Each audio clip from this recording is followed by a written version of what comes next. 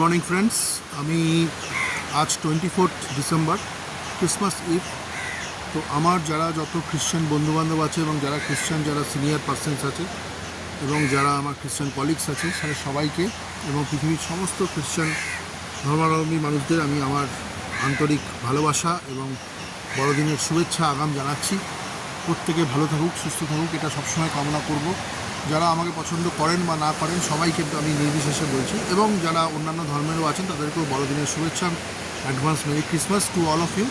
তো আমি দাঁড়িয়ে আছি পালোলেম বিচে দাঁড়িয়ে আছি, এবং এখানে জাস্ট একটা আমাদের যে হোটেল সবিত সরোবর, আমি যে এখানে স্টে করেছি গতকাল 23 তারিখ থেকে আজকে 12টার সময় আমার চেক আউট আছে।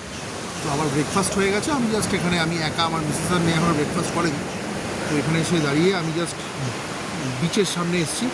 সেখানটা সুন্দর কটেজ আছে, বিভিন্ন রকম এখানে পরপর বহু কটেজ আছে। তো যাই হোক, এই কটেজগুলো দেখুন, আমার ঠিক পেছন দিকে এই কটেজগুলো একদম beach side, beach front cottage. এগুলো আমরা মেক মাই ট্রিপে আমি দেখেছিলাম, তো আমি বুকিং করে নিই। যাই হোক, যে কোনো কারণে আমার কিছু পার্সোনাল প্রবলেম আছে। তো এখান থেকে আমি পালোলেম বিচটা আপনাদের এখন দেখাচ্ছি, আমি রিভার্স করে। দেখুন সকালবেলার যে ভিউটা আর কি। পালোলেম বিচটা খুব বিখ্যাত বিচ, এবং এটা একটু ফরেনার বেস্ট আর কি। দীঘাতে আমি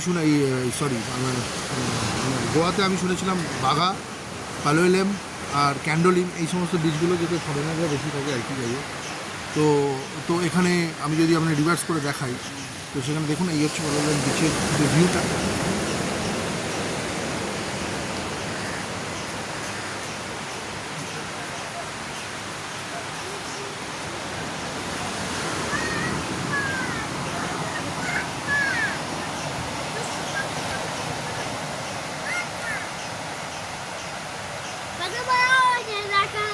আমি যে কটেজগুলোর কথা বলছিলাম সেগুলো হচ্ছে এইটা, ঠিক আছে। এগুলো এইসব কটেজ, এখানে অনেকগুলো পরপর কটেজ আছে সমুদ্রের ধারে, পরপর আপনি দেখতে পাবেন।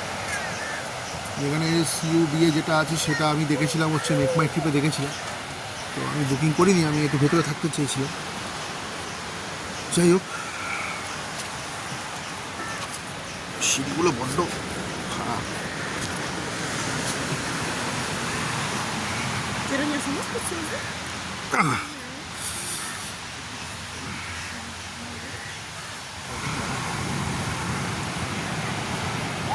দেখুন এই হচ্ছে সব, এখানে আপনারা বসে রেস্ট ছিলাম, এরকম সাধারণত একটা ইন্টারন্যাশনাল বিচ সাইড, বিচ ফ্রন্টে যেগুলো করা হয় সব অ্যামিনিটিস এখানে করা আছে। তো এই হচ্ছে কটেজের বিচ ফ্রন্ট ব্রিজ যেটা আছে, এই হচ্ছে কটেজের ইয়ে। এখানে পরপর এরকম বিচ আছে, দেখুন পরপর এগুলো একদম সমুদ্রের ধারে। এটাই সবথেকে বড় প্লাস পয়েন্ট। এছাড়া আমি সাধারণত কিছু কারণে আমি এগুলো বলবো না, আমার কিছু পার্সোনাল প্রবলেম আছে, আমি একটু ভেতরের দিকে ওই জন্য থাকতে চেয়েছিলাম। তো এখানে আপনি যদি থাকতে চান, এখানে আপনারা বুক করতে পারেন। এখানে এখন সিজন টাইমে কস্ট একটু বেশি হবে ডেফিনেটলি, আদারওয়াইজ খুব ভালো লাগবে আপনাদের, যদি আপনাদের অন্য কোনো প্রবলেম না থাকে আর কি, আমার মতো। তো এই হচ্ছে বিচের দৃশ্য। এখানে আপনি বোটিং করতে পারেন, বোটিংয়ের জন্য সমস্ত রকম ব্যবস্থা করা আছে। যদি বোটিং করতে চান, যদি সাহস থাকে বোটিং করতে পারেন। দেখুন সব বোট ভাড়া দেওয়ার জন্য বসে আছে।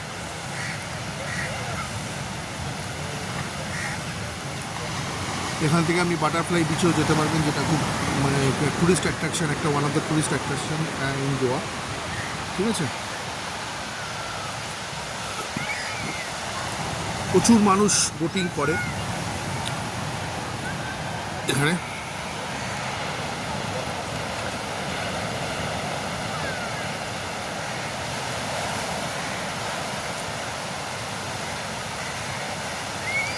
বিভিন্ন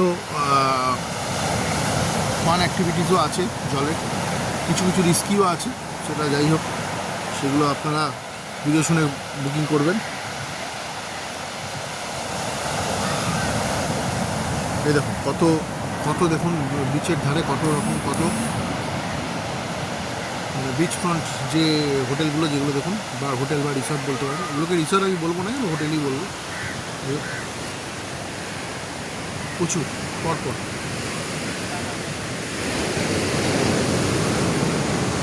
অ্যারাবিয়ান সিতে কিন্তু ভালোই, বা সমুদ্রে কিন্তু ভালোই কিন্তু স্রোত আছে, যেটা আমি দেখতে পাচ্ছি।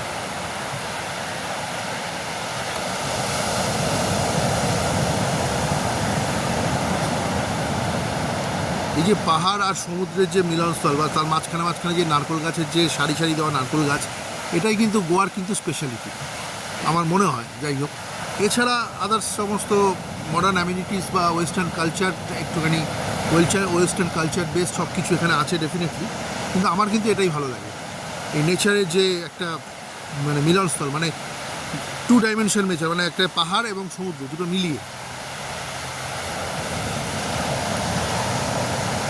প্রচুর ফরেনার এখানে দেখতে পাবেন আপনারা যদি এখানে আসেন এই পালোয়েলাম বিচে।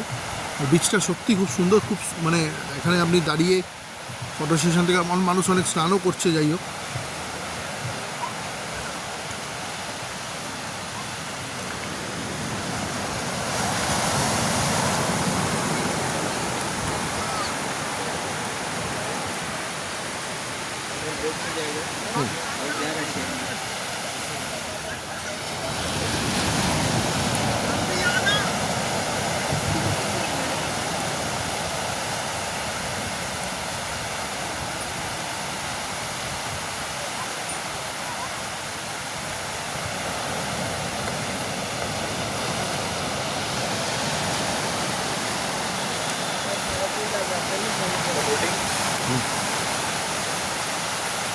वो जिगर होना चाहिए बोटिंग के लिए। इतना जिगर नहीं बोट मेरा जो बच्चा है ना वो बहुत रोता है, वो पानी देख के रोता है तो क्या करे बोलिए। हाँ बोटिंग करना है, चलो सस्ता मिल जाएगा। आपका बोटिंग का चार्ज क्या है? 1000 पर हेड। पर हेड 1000? हाँ, कितना लोग हैं, अब कम करेगा? नहीं अभी जाने का है, हम पूछ रहा है। ऐसा हो जाएगा तो 5000 लगता है।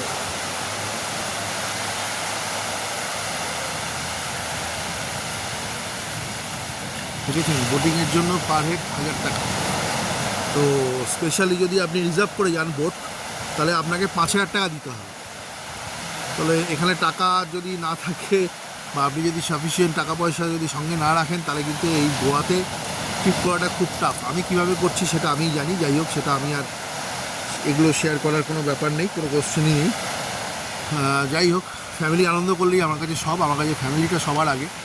ফ্যামিলি আনন্দ করুক, আমার যতই যাই কষ্ট হোক বা যাই হোক, এটা আমার কাছে বড় ব্যাপার নয়। এরকম আমি বহু করেছি, করবো ভবিষ্যতে যদি সুযোগ পাই ডেফিনেটলি। তো যাই হোক, আপনাদের এই যে সিরিজটা, এগুলো আশা করি এই যে যতগুলো আমি ব্লগ বা ভিডিও আমি যেগুলো করেছি, প্রত্যেকটা ভিডিও আপনাদের ভালো লেগেছে আশা করি। আপনারা এনজয় করেছেন এবং এনজয় করে যে ইনফরমেশানগুলো আমি যেগুলো আপনাকে দিলাম, সেগুলো কিন্তু আপনারা মাথায় রাখবেন। এবং আরও কিছু নতুন ধরনের ইনফরমেশান আমি এখান থেকে আজকে যাব নর্থ গোয়াতে।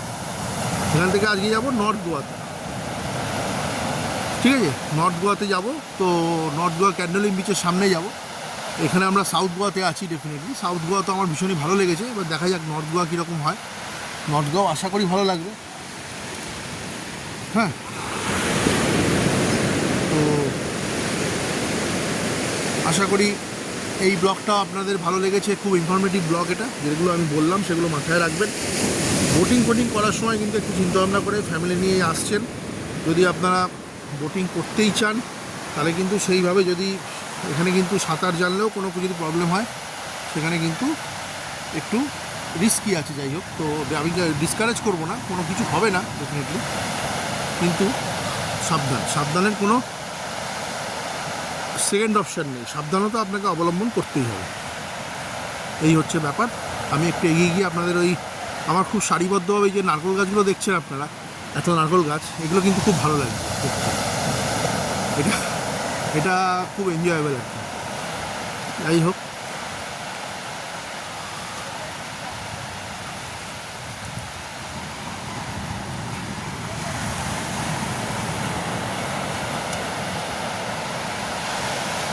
দেখুন দুজন ফরেনার যারা বয়স্ক, এরা যথেষ্ট ওনাদের বয়স হয়েছে, তারা এখানে স্নান করতে এনজয় করতে যাচ্ছে। প্রচণ্ড গরম।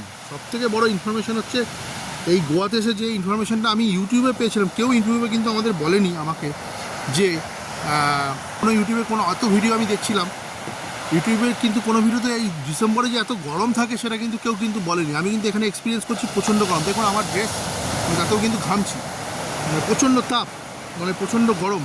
রাত্রিবেলা মানে একটু ধরুন রাত্রি 11টা 10:30টার পর একটু আধটু আপনার ওয়েদারটা একটু কমফোর্টেবল হয়। আদারওয়াইজ কিন্তু এখানে খুব একটা ঠান্ডা ঠান্ডা তো ছেড়েই দিন, গরমই বেশি। যাই হোক, তো এটা আমি এক্সপিরিয়েন্স করলাম, এটা নতুন, এটা আমি এখানে জানলাম নতুন, ঠিক আছে। তো এটা একটা খুব বড় ইনফরমেশন। আপনারা যখন এখানে বেড়াতে আসবেন, যখন শীতের জামা কাপড় নিয়ে আসার প্ল্যান করবেন, সেটা কিন্তু করবেন না। এখানে মোটেই ডিসেম্বরে আসলে শীতের জামা কাপড় লাগবে না। হালকা জ্যাকেট হয়তো লাগতে পারে, আপনি যে জায়গা থেকে আসছেন সেই জায়গার উপর ডিপেন্ড করছে। যখন ফ্লাইটে যাবেন বা ট্রেনে যাবেন তখন সেটা পরে নিতে পারেন। কিন্তু এই গোয়াতে কিন্তু থাকতে গেলে কিন্তু এই মুহূর্তে যা ওয়েদার দেখছি, যদি এরকমই সাধারণত এরকমই থাকে, এবারে বলছে বৃষ্টিটা সেরকমভাবে হয়েছে কিন্তু পরের দিকে আর হয়নি, সেই জন্য নাকি এখানে নাকি আজকে এবারে গরমটা খুব বেশি। আমি এখানে লোকাল লোকের সাথে কথা বলেছি, এছাড়া ঠিকই আছে, বাকি সব ওয়েদারের দিক ছাড়া সবই ঠিক আছে। যাই হোক বন্ধুরা, ব্লগটা আমি এখানে ক্লোজ করছি। তোমরা আমার ভিডিও দিয়েছি সেগুলো ভালো করে দেখো, এবং এটা ভালো লাগলে একটু লাইক বা শেয়ার ডেফিনেটলি করো। আর যদি মনে হয় তাহলে পারলে একটু সাবস্ক্রাইব করো, আমার ভালো লাগবে। ঠিক আছে, নমস্কার।